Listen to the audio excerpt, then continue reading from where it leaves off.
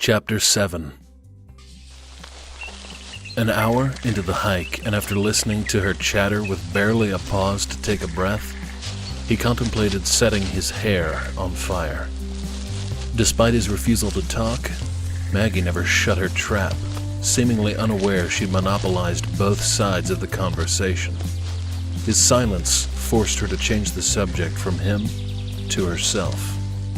Cam learned she liked to play tennis and had won a few regional competitions. He laughed out loud when she said how much her favorite pair of boots cost, more than his first car. Despite her eternal dieting endeavors, Maggie loved to eat out and admitted she barely touched the food she'd order. The last time Cam ate at a restaurant was last year for Jags' birthday.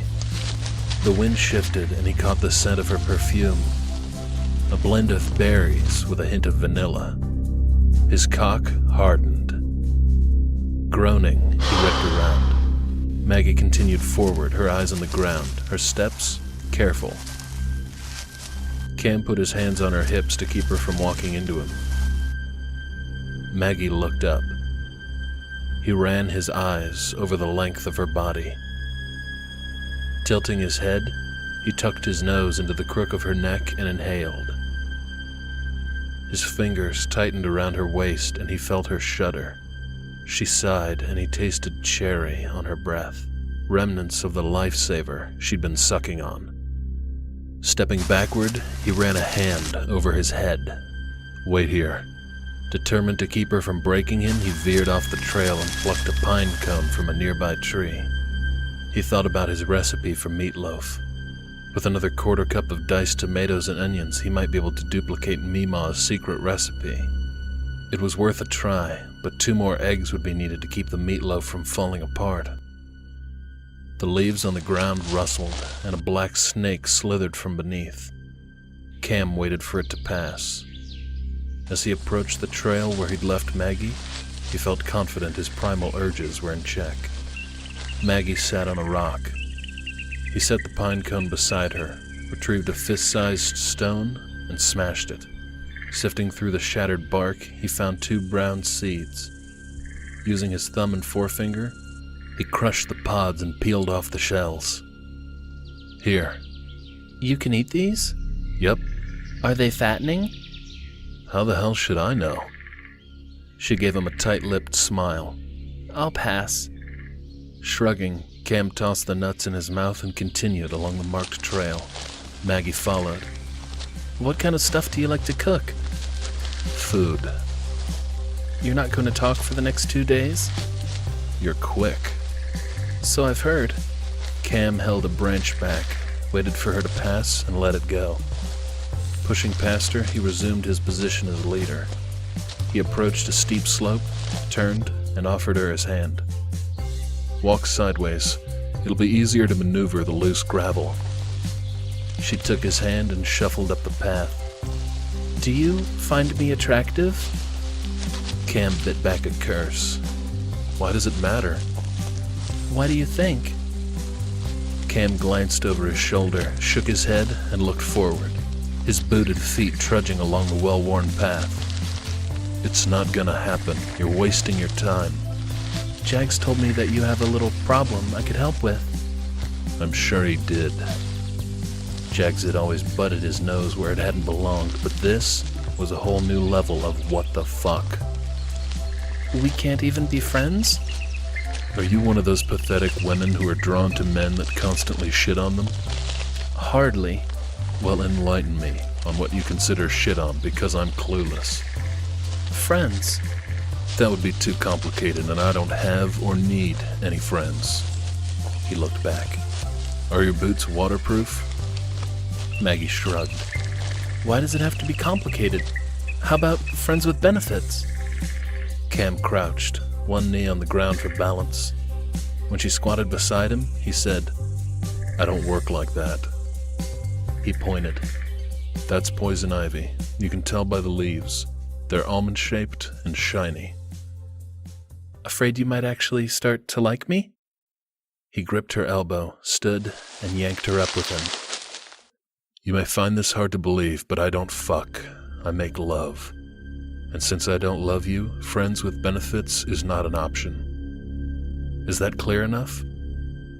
Her mouth dropped open.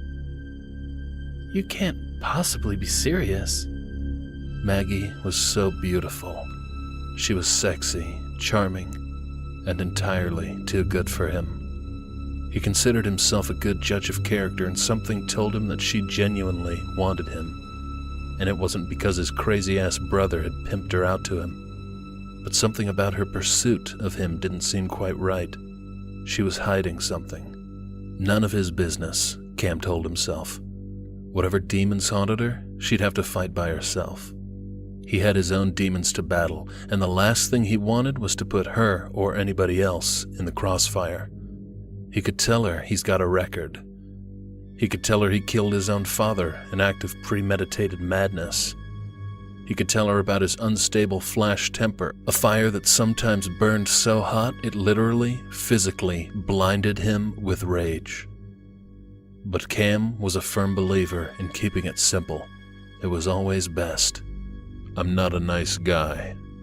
When she let out a condescending laugh, he shook his head and stomped along the trail, with Maggie following closely behind.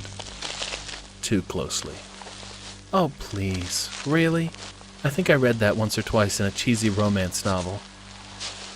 Okay, I'll bite. Why are you not a nice guy? You rob banks. You're an alcoholic or a drug addict. You like to fart in elevators and closed cars. You're a restless sleeper and hog all the covers. You like to get rough with your women when they get out of line. He glanced over his shoulder and smiled. No. Cam faced her, his body inches from hers, hoping his size and the snarl on his lips conveyed the sincere warning in his heart. Yup. I don't believe it. He picked up a pebble. This is you. Cam closed his fist around the stone until his knuckles turned white.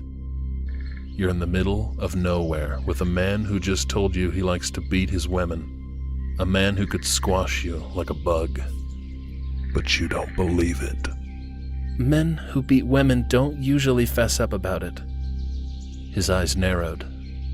And how would you know that? I just know. Cam pitched the rock and seized her upper arm. Who hurt you? Maggie jerked from his hold and scowled. Not me, a friend of mine. His blood boiled, his face burned hot. As that familiar surge of fury surfaced, he willed a lightning bolt to incinerate him. With a nod, he turned and continued walking. What I can't figure out is why you would lie about something like that. I suppose you could be trying to scare me off, but that still doesn't explain why you want to scare me off. Is it so hard to believe that I'm just not attracted to you? Yes.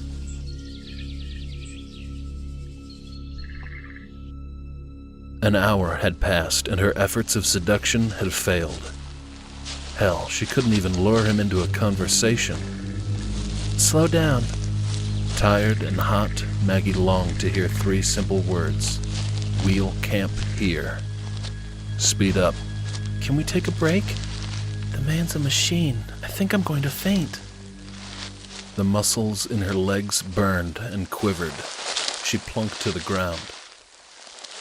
With her legs stretched forward and her palms braced on the ground behind her, she heaved a sigh. 3 minutes. Cam leaned against a tall rock, pulled an apple from his backpack, and took a bite.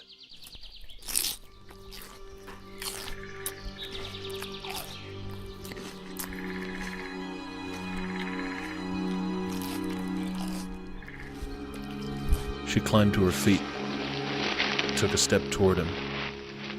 Cam leaned back, as if she had smallpox and he'd never been vaccinated. Keeping her focus on the ring dangling from his neck, Maggie slid 2 fingers beneath the gold. When her finger grazed his olive skin, he hissed as if her touch was painful. It's beautiful. It's a poor man's ring. Did it belong to someone in your family? A horsefly dived at his head. He ducked. Yup. The pest circled again. Cam's arm flailed as if a hive of insects attacked him, not a solitary horsefly. From her backpack, she removed a can of hairspray and misted the sticky dew above his head. He plucked the can from her. Leaning over, his hands on his knees, he coughed and gasped. Maggie snatched it back. No more horsefly. He crawled toward her. Are you trying to kill me? I use it every day and it hasn't killed me yet. Suck it up. Cam lifted his hand in front of his face. Dirt clung to his fingers. His fingers clung to each other. His heated gaze snapped to her. It's not even dead. Look. She pointed behind him where a mammoth of a horsefly struggled, its wings and legs writhing. Your horsefly is dead. These are his friends. He sprayed. When the horseflies dropped, he sat on a nearby rock with the can tucked by his side. Another horsefly circled. Why are they only after me? You must taste sweeter than me. Give me a bite and I'll let you know. Cam snatched the can and sprayed. Are you confiscating my hairspray for the remainder of our trip? Yup. She cupped her ear. Hear that? When he only glowered at her, she said, I can hear the testosterone leaking from your pores right at this very moment. All you need now is some hand lotion, a tube of lipstick, and a tampon, and the transformation will be complete. She sifted through her backpack. I think I have some lotion in here somewhere. One corner of his mouth lifted in a small smile. He handed her hairspray back. Break's over. Let's go.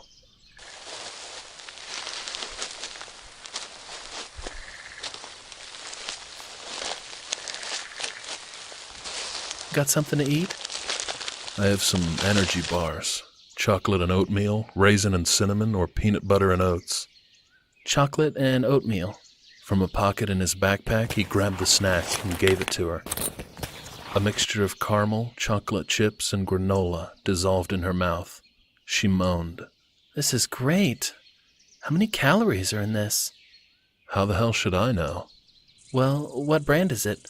I'll look it up when I get home. I made it. He strapped his backpack on. Eat and walk. You made this? Yep. Let's go. Judging by the ache in her muscles, she'd guessed they'd been hiking for 2 days, but since it wasn't dark yet, common sense told her they'd only been walking for a few hours. They approached a body of water about 100 feet wide. He bent over, untied, and removed his boots. We'll take a break soon. First, we need to cross the stream. But the trail doesn't lead... I didn't think you'd slow us down as much as you have. I know a shortcut to get us to the spot where I want to camp tonight. If we don't take it, we'll never make it before dark. He tucked his socks into his boots and slid Maggie's sack from her back. Holding his boots and their backpacks over his head, he sloshed into the stream and waited until the water was waist deep. Glancing back, he said, "What are you waiting for?" He tossed his boots and the backpacks to shore on the other side and dunked under the water. He surfaced and glared at her. "This will be the only chance we have to clean up. You do bathe?" Her hands went to her hips. Of course. I just prefer to bask under a swivel shower head set to pulse. The sensation on my breasts is borderline euphoric. He groaned. "I don't want to know about your lady bits." Maggie covered her mouth and laughed. Lady bits? "Get the fuck in the water before I throw you over my shoulder and carry you in." Just trying to keep things light. Sheesh, you got a short fuse. "Woman, you have no idea." Just as Cam had, she tucked her socks in her boots and held them high. She stepped into the water. Mud squeezed between her toes. A slimy substance greased the bottom of her foot. Shrieking, she jumped back. I'll just sponge bathe with some of the water I packed. The water rippled as he strode toward her.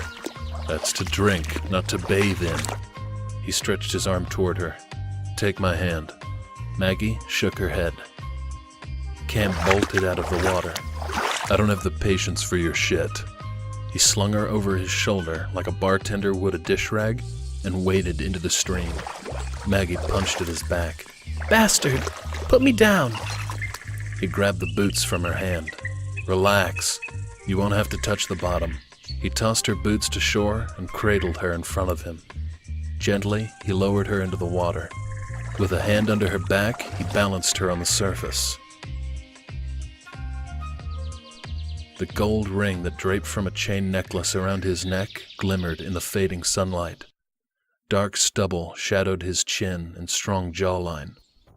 His high forehead, olive skin, and dark, mysterious eyes melted her resolve to keep him at a distance.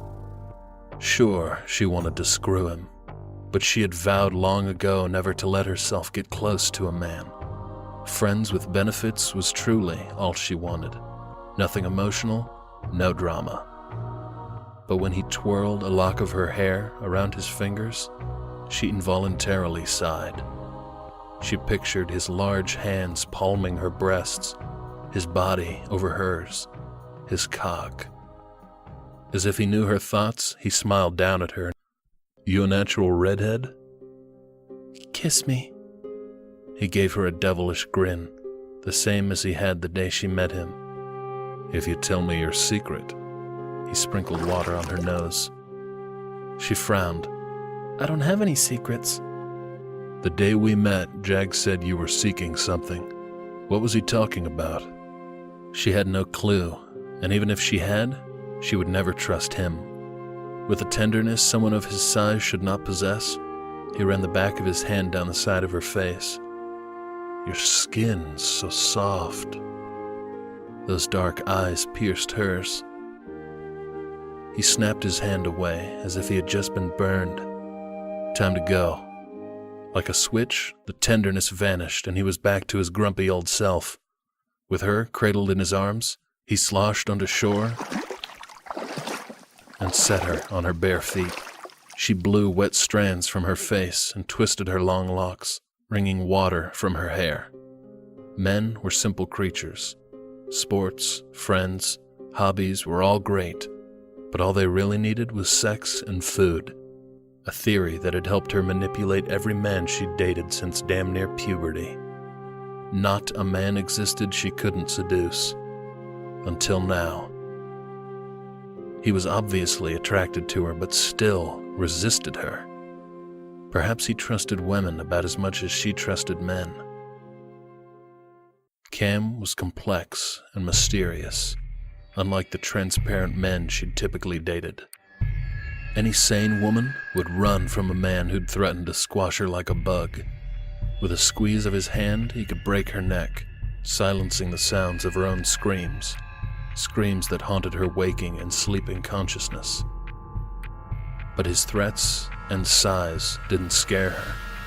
She wanted to trust him, and that petrified her almost as much as the memories of that terrible night so long ago.